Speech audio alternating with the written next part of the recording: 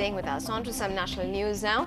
Responding to the opposition's claims that the present government had not done enough to tackle price rise in the country, the Finance Minister Pranab Mukherjee today said that the centre and the states need to work together to tackle the price rise menace.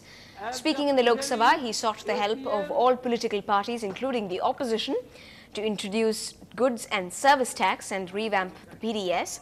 At the same time, he also cited figures to prove that the previous NDA regime was worse off in every sector.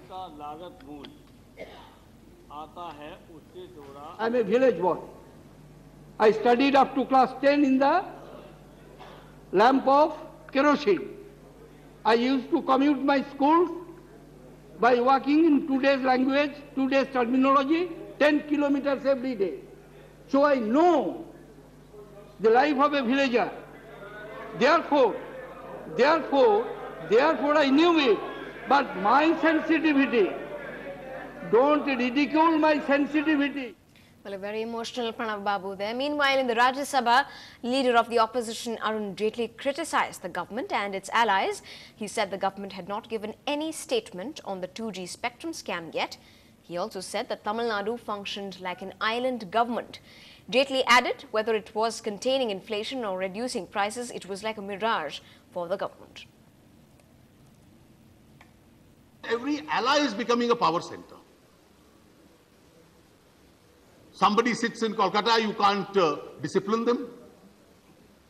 Somebody sits in Chennai and therefore that's an island of governance itself. You can't interfere in those ministries. If this is what is happening to this government, in debate after debate, do we seriously expect the government to come and make a resolution as far as price rise is concerned? Well, a new day, a new twist to the Commonwealth Games UK money trail. A letter has emerged which suggests that some of the rates for services rendered by AM Films in the United Kingdom were manipulated to exorbitant levels. In the midst of all the denials, Organising Committee Chairman Suresh Kalmadi says he's willing to face any sort of scrutiny or judicial probe for all that's being reported in the media. In an email sent by Sanjay Mohindru, a senior official of the Organising Committee, to Ashish Patel of AM Films, it seems to suggest that the Organising Committee of the Commonwealth Games was trying to hugely exaggerate rates for something as simple as hiring taxis in London. But Suresh Kalmadi has sworn innocence and he is willing to face a judicial probe.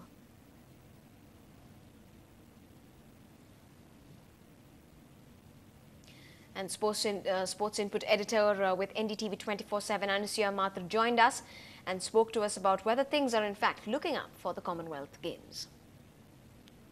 The letter that we were showing across our NDTV networks today has been sent by a senior official of the Organising Committee to AM Films, which seems to suggest that that they had asked for higher rates to be charged for services provided. So, for example, the letter said you will charge, say, £15,000 for a hire of a car across a month.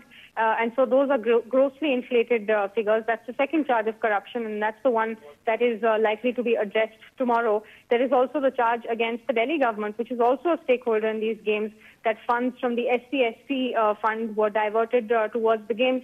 So there are still some fairly serious charges against the organizers of the Commonwealth Games, and you know what? It seems that the coming days might throw up a few more, though many of us are hoping that that's not the case. Now, in the latest from the test at the island nation, after Sri Lanka put on 425 runs in the third test at the P. Sarah Oval in Colombo, it seems like it would be an uphill task for the Indian batsmen to get past that total. But one man alone can change that, and that's exactly what Virender Sehwag did as he led India's fight back. But there's still some more way to go.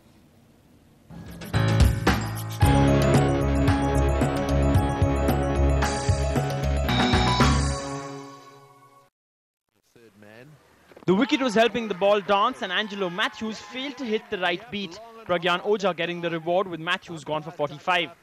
Thilan Samaravira though continued to dominate the Indian bowlers, with Amit Mishra being punished in particular. The opposite was happening at the other end as Ojha came up with career best figures when he took his fourth wicket of the test. At 3:59 for 6, India were close to finishing things off, but Samaravira proved to be the difference. That is a terrific knock. It really is. That's his 12th Test 100. It's his third versus India. Post-lunch, and India struck two quick blows. The first time in this test, first Suraj Randeep, and then Lasith Malinga. At 386 for 8, India was thinking of restricting the Lankans to less than 400. But Samaravira continued to torment the Indian bowlers and held the tail together. Ishant Sharma cleaned up the tail, 2 wickets in 4 balls, and Sri Lanka were 425 all out.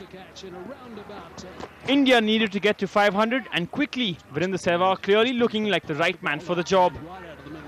Lasith Malinga was back post-injury and he reminded everyone why he was the man of the match in the first test. Gambhir's substitute Murli Vijay gone for 14. Rahul Dravid was uncharacteristically attacking, but Angelo Matthews surprised him with his swing. Sri Lanka on top with India at 92 for 2. That could have become 98 for 3 if not for this dropped catch. Angelo Matthews giving India's most destructive batsman a life on 52. The turning point in this match. That proved to be the turning point of the day. Sehwag dominating again with his 1000th 4 in Test cricket, en route to becoming the second fastest to notch up 7,000 Test runs.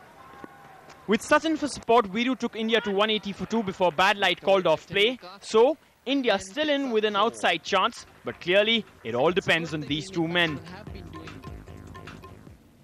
Well, perseverance, most of us know, is the key to success. Now, here's an example of a bike racer from Ranipet who went on to achieve his dreams despite losing a leg when he was just 17. Our sports reporter Sudarshan met him before he left to take part in the Freedom Ride 2010. To dominate the tracks, that was Gopi's dream. But tragedy came in its worst form for this 17-year-old biker from Ranipet. He lost his leg in an accident in 1988 on the Chennai-Bangalore road. Many thought he would never race again. நம்ம கால் போயிடுச்சுன்னொன்னே லைஃபே இல்லை, அவ்வளோதான். நம்ம கால் போயிடுச்சு, இதுக்கு மேலே நம்ம படிக்கிறதுல அர்த்தம் இல்லை, வேஸ்ட்டு அப்படின்னு சொல்லிட்டு வீட்டு மூலையில் தான் உட்காந்துட்டு அழுதுன்னு இருந்தேன். நம்ம கால் போயிடுச்சு, இனிமேல் நம்மளால் லைஃப் போயிடுச்சு, எதுவுமே பண்ண முடியாதுன்ட்டு சூசைட் கூட பண்ணிக்கிட்டேன். அதாவது இப்போ பார்த்தீங்கன்னா நம்ம கால் போயிடுச்சு, இதுமாதிரி இருக்கக்கூடாது. வரவங்க எல்லா ரிலேட்டிவ் எல்லாம் பார்த்தீங்கன்னா எல்லாருமே என்ன பண்ணிட்டாங்க, காலே போயிடுச்சு, லைஃப் போயிடுச்சு, இதுக்கு மேலே அந்த புள்ள இருந்தாலும் சரி செத்தாலும் சரி அப்படின்னு சொன்னாங்க. Gopi did hit the tracks again after 6 months, but he was not the same rider he used to be. With his artificial leg, he was no match for his fellow racers. But he did not lose heart. Instead, he decided to live with his passion for riding by exploring places. நான் கால் போயிட்ட பிறகு நல்லா சாதிக்கணும், எல்லாரை விட 100% நம்ம எல்லாம் பண்ணணும், என்ன மாதிரி கால் இல்லாத இருக்கக்கூடிய அவங்களுக்கு நம்ம ஒரு முன் உதாரணமாக இருக்கணும் அப்படின்றதுனால தான் நான் பார்த்தீங்கன்னா ஃபஸ்ட்டில் எனக்கு முக்தி கால் கொடுத்தாங்க. கால் கொடுத்த பிறகு முக்தி மூலிமா bike race new Delhi, Madras to new Delhi. Gopi and 14 other riders are now set to ride along the scenic road linking Manali with Leh in the Freedom Ride 2010, organized for bike enthusiasts who want to test their capabilities. Who says one can't make his dream come true if he's physically challenged? Meet this man from Ranipet who lost his one leg at the age of just 17, but he never let his determination of becoming a bike racer die. And today, he's all set to participate in Freedom Ride 2010 to discover Leh on wheels. In Ranipet, with camera person Lucas, Sudarshan for NDTV Hindu. Well, that certainly is some determination. Now, August 22nd is when we celebrate the beauty and tradition of our lovely city. That is the Madras Day. And we here on NDTV Hindu bring you tunes and stories surrounding the sights and sounds of our city, which was once Madras.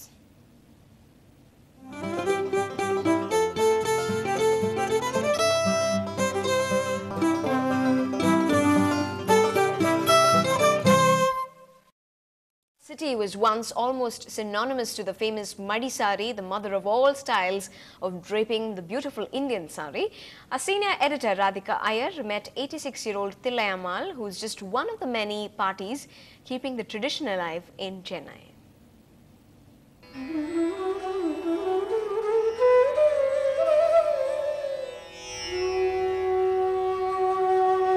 A prayer before a new beginning is a must for Thillayamal.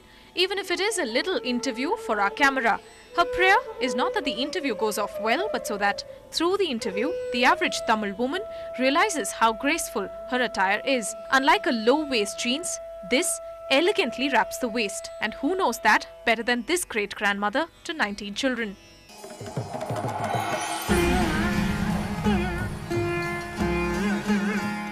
This 86-year-old party started wearing the Madisar at the age of 10.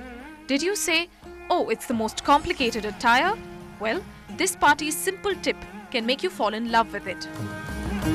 காலில் வச்சுட்டு கட்டிக்கிறத காலில் வச்சுட்டு இந்த கொசுவாத்தம் பின்பக்கம் கட்டி இது பண்ணிட்டோமானாக்கா அது அப்புறம் நம்ம இது போட்டு கட்டுறது அது சரியாக வந்துடும். How you stitch a salwar, same way I stitched to Madisar ready-made also.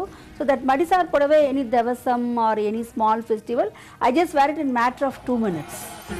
Not too many years ago, it was only the Madisar for a woman, as was the Pavada Davani for an adolescent girl. Today, both attires are as rare as each other. Thillayammal is one of the many her age who has promised to keep the Madisar alive for as long as they are. In fact, this adorable party never has rasam, fearing her waistline would grow, because then the Madisar would not look all that beautiful on her. In Chennai, Radhika Iyer, NDTV Hindu. And we give Ms. Thillayammal a total of 10 points. Now, so in the run-up to Madras Day, we will bring you special reports on different parts of Chennai. We also have a special segment called Picture Madras, where we will select a picture sent in by you, the viewer, that best depicts the city, its culture and colour. So you could mail in your pictures to feedback@ndtv-hindu.com. Now, all of Chennai will soon become a stage. The curtains go up on the Hindu Metro Plus Festival. That's the theatre festival starting on Friday, the 6th of August. Our features editor, Anuradha Anand, met up with senior associate editor of the Hindu, Mukund Padmanabhan, to find out what we can expect this year. Mukund Padmanabhan, senior associate editor here at the Hindu, who among his various other responsibilities oversees the Metro Plus supplement and organizes the theatre festival every year. Now the festival looks as colourful this year too as it does every year. So what can we expect? Well, thank you for saying that. I think what you can expect is 8 fairly good plays. I think we have possibly the most consistent lineup that we've had in the last 6 years. And I think this consistency has just come about through a process of trial and error and through, improvements in our own processes about how plays get selected. And you have a blog, I see, this year. Well, we have many new things this year. I think this year is a kind of watershed for the festival. The festival will travel to other South Indian cities such as Hyderabad, Bangalore and Coimbatore, possibly by the end of the year. We have a blog. We have a page on our website. We also have a project lined up where the Metro Plus Theatre Award will go into the form of publication of a book by one of the leading publishers in the country. So we want to create synergies between the festival, the award and the book. Why don't we see more Chennai plays? There are so many theatre companies here. Right now, under the new format, we have 1. But there's no bar on that, it can increase to 2. But we pay them considerably more and we finance the cost of a new production in its entirety, and that's the objective. So I think from the point of view of the fest, it can do one of 2 things. One is get more Chennai groups and pay them small amounts similar to that we pay outstation groups which have ongoing productions, so the costs are not great. Or really throw in your financial muscle and back a group. I prefer the latter alternative. It's something that I think the audience also prefers. They would like to see more groups from outside rather than see Chennai, which they're seeing in any case. Well, but I must thank you and congratulate you for bringing this festival to our city year after year. And I would tell all of you, don't miss any of the plays. I haven't missed any of the plays from the time. I hope you enjoy this one. Yeah, thanks. Well, this is News Tonight. Thanks for watching.